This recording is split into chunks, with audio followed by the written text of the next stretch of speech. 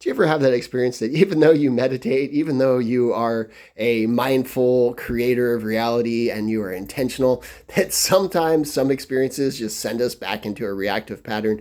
Maybe it's working with your kids or going to your job, or maybe even it's the time with your lover or whatever it is in your life, going to visit your family. So the idea there is that it's about really developing the skill of being mindful and conscious. But if there really is that thing that is activating the reactive nature, maybe there's something deeper. Maybe there is that limiting belief. Maybe there is that emotional wound. Maybe there is that part inside us that is asking for us to help. So when that reactive nature goes off, there's a few things we can do to open up and shift and transmute what's going on inside us. One really easy way is exploring the beliefs. You can ask yourself, what do I have to believe is true about myself in this situation to have this reactive experience? And that'll reveal the belief. And then you could provide counter evidence to that belief, and that can shift the perspective and release that trigger. Sometimes, it's not necessarily a clear belief. And maybe it's really more of that emotion that's there. Maybe there's that emotional charge. Maybe there's that wound from the past. Maybe the way we were treated or reacted as a child. Maybe it's a conditioned response. And so there's that emotion that's stored in the body, like the body keeps score.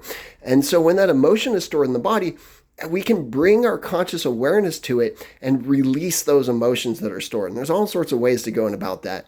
One of the ways I like to go about it is breathing, being consciously aware, connecting into that aspect of consciousness I call super consciousness, and then bringing that awareness, that alignment, that breath into the feeling it and releasing those emotions. And maybe it's really like a part of us that was wounded as a child. Maybe there's that inner child wound that's reacting or calling out. And we can then ask the parts within ourselves. We can self-inquiry. We can ask that reactive nature. Like you can identify the reacting component. Like when the reaction is occurring, can you then identify within yourself where it is? Maybe there's like a tightness in the throat or a heaviness in the chest or something that feels like it's weighing us down and crushing us. Or maybe it's just kind of like an explosion, like an explosion of energy or an explosion of anger or whatever it is. And so when you identify that, you can then tune into that part of ourselves and you can ask that part, like, when is the first time that this happened? And you can get into that space of silence and listen. Maybe you can even ask that part of your, like, why is this happening? Or what can I do to help soothe you? And that kind of question is more helpful than like why or that, because we can now get to the aspect of ourself and ask that part within ourself what it is wanting to be helped. So it's kind of like accessing the inner child or the wound within, and then asking that part what it wants to be soothed. And when we then get access to that and then provide what the part is asking for, we can then mend that relationship with that part and release that trigger that's occurring. So there's just 3 approaches right there. One of them is belief reframing. One of them is parts work, accessing those parts, communicating with them. Another one is emotional processing, like feeling it to heal it. And that works best when you're in a state of alignment or like an altered state of consciousness. And so these are some tools to then release the triggers.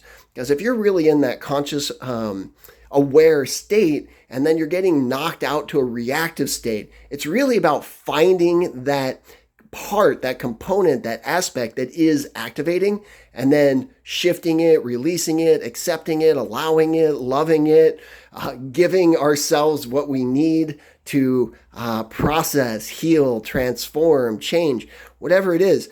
And so by noticing the reactive component and then addressing it in the way that feels best, the way that gets to the root of it, then we're really able to clear out the triggers, to clear out those samskara, trauma, drama, whatever it is. So now we're able to have that continuous flow through that situation where we're no longer reacting in that way. So this is something I help people out with. This is something I help with in my group calls and my coaching calls. And these are skills that we can learn. So by learning and practicing the skill, we're able to transmute that inner resistance and then have that smooth experience through life. Remember, these are all skills. So the more we practice the skills, the more we do the drills and develop the skills, the more we're able to transform these aspects of ourselves and live as the empowered being that we were born to be. So my name's Kent Peterson. I'd love to help you out with that. Send me a DM, leave a comment, send me an email, whatever it is, and I'd love to help you out even more.